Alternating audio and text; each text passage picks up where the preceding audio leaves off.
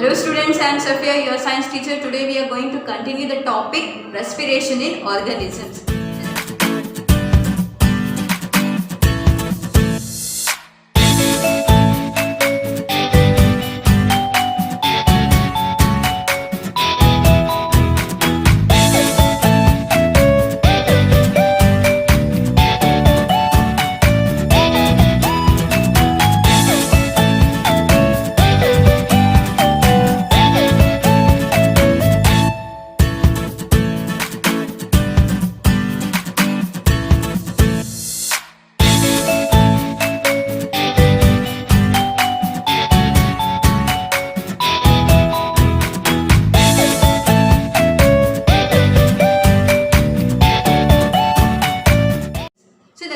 We have discussed about the discovery of oxygen and carbon dioxide, how it has been discovered and who have named it. Overall, we have learned in the last video. Now we are going to learn about what gases are present in our air, because as we have seen, there is a difference in the inhaled air and the exhaled air. The exhaled air contains some gases, and as well as it is moist and warm, because we have done the experiment, we kept our finger under the nose and we got that observation. So why the air is warm and what gases are present in that, let us find out.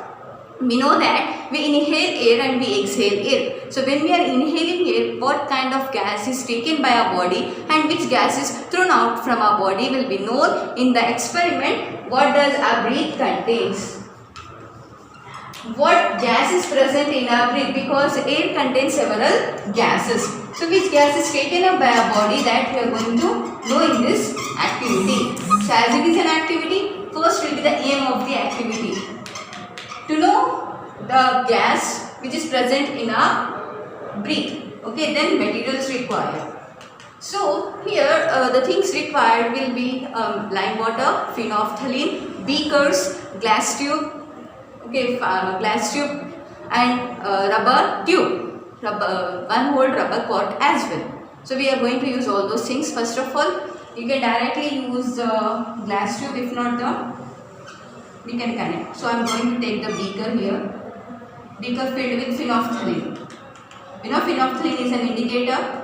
It is used for identifying the nature of the substances. So first of all, we are going to take beaker and we are going to take phenolphthalein in the beaker and put the glass tube directly into the beaker without any rubber cork or something. Now blow air into it. When you blow air into it, when you are blowing air, remember that you should not inhale the air. You have to completely exhale the air. So what is the color of here? The color of phenolphthalein will remain colorless. Later on, now we are going to take one more beaker. In that we are going to take lime water. Now in this same I am going to put the glass tube.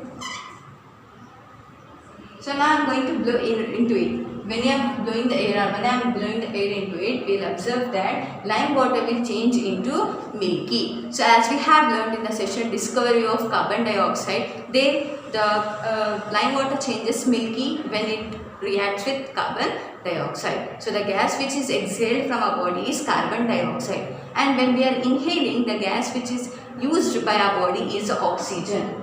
So we are taking oxygen and we are leaving carbon dioxide. We are inhaling oxygen and exhaling carbon dioxide. So as we know, not only oxygen, carbon dioxide, as we are inhaling the air, all the gases are entering into our body, but only oxygen is utilized by our body, whereas carbon dioxide present in our body and other gases will be exhaled out from our body. So that means not only breathing, but beyond breathing, respiration is also going on. So respiration means what here? Using the carbon dioxide and making the energy. So what our blood will do, actually it will, as we are inhaling the air, oxygen is entering into our body, right? From there the oxygen will enter into our lungs, and from there the lungs alveoli, from there the oxygen will enter into the bloodstream, and from our lungs to the entire body will get the oxygenated blood. In the same way, the carbon dioxide is present in the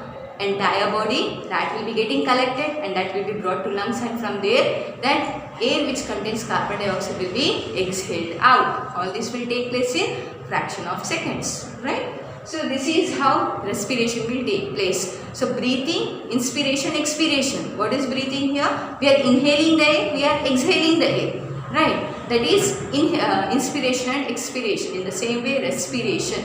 In respiration, we are inhaling the oxygen and exhaling the carbon dioxide and other gases from our body. That is respiration. So this is how, what do we breathe, and what does our breath contains? The gas our breath contains, which is utilized by our body, is oxygen, and it is not required by our body is carbon dioxide and other gases. So this was about our body. In the same way, the different animals use different respiratory organs. See, we human beings, we use our nose, lungs for doing respiration, right? Nose is involved, used for breathing, and respiration is done in the lungs. So our respiratory organs are important, are nose and lungs. In the same way, beings, animals also respire, but all the animals doesn't have nose, so they have special respiratory organs for respiration. So the first animal which we are going to discuss is the fish. Fish respires through gills. The respiratory organs of fishes are gills. So where these gills are present? So I want you to so fishes will respire with the help of gills. So have you ever seen the fish in the aquarium? If you see the fish in the aquarium, you will observe that fishes will be having flaps here at the sides of the fish. You can find the flaps. So under the flaps you can find the gills. Fishes will open their mouth, open and close the mouth more and more. And not only that, their flaps will also be moving, opening and closing many times. That is because they are taking the oxygen from the water. Where does this fish live? Fish is an aquatic animal, so it lives in the water. So fishes are able to take the oxygen dissolved in the water. Like we are present, we will be living on the land. We are terrestrial, so we are living on the land. We will take the oxygen present in the air, which is dissolved in air. In the same way, fishes will take the oxygen from the water, which is oxygen is dissolved in the water. So gills are helpful for respiration in the gills. Whenever fish open its mouth, so water will enter through mouth and gills, usually with gills. So whenever the gills flaps will be opening, the water will be entering into the body of the fish through flaps. It will enter. So this body of the fish will take the oxygen, and as it takes oxygen, while exhaling it will remove the carbon dioxide. All the carbon dioxide present in the body will be removed through the gills only. So when water is entering, it contains oxygen. So oxygen will be taken up by the body. And while coming out, the water which is coming out, it contains carbon dioxide with other gases. So this is how gills are the respiratory organs of fish. And the second animal which we are learning, it will be frog. What is frog? Frog is actually an animal, amphibian. Frog is called as amphibian. Now what is meant by amphibian? In 6th class we have learned about amphibian. Amphibian means the animal which can survive on land and water, which can live both on land and water. So a frog is an amphibian. It can live on the land, it can live in the water. So frogs, whenever they are on the land, they use lungs. Frogs also have lungs like us, so frogs will use lungs whenever they are on the land. But whenever they are in the water or whenever they are under the ground, they will use, if water is, frog is in underwater, under land, under the soil, you know that means under the soil. Frogs will be doing hibernation. They'll sleep twice a year, okay, two times in a year they'll have sleep. They'll go under the ground, they'll be going in the burrows and they'll be staying there. That is called as hibernation.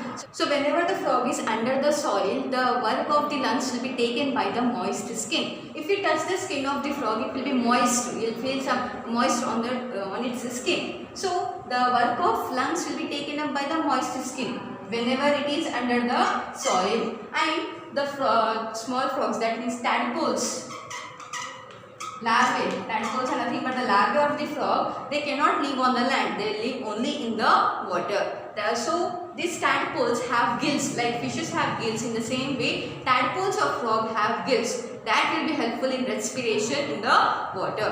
So frogs, whenever they are on the land, they will use their lungs. Whenever they are under the ground, that is in the process of hibernation, their moist skin will be doing the respiration. And when the tadpoles of frog, larvae of the frog, that is tadpoles, they can live only in the water. They cannot live on the land. So the tadpoles will use gills for respiration. So when these tadpoles will change into adult frog, then they can live on the land and as well as on the water, in the water and under the soil. This is about the frog. The next animal which we are going to discuss is cockroach. You have seen cockroach. Cockroach is an insect. It doesn't have red color blood.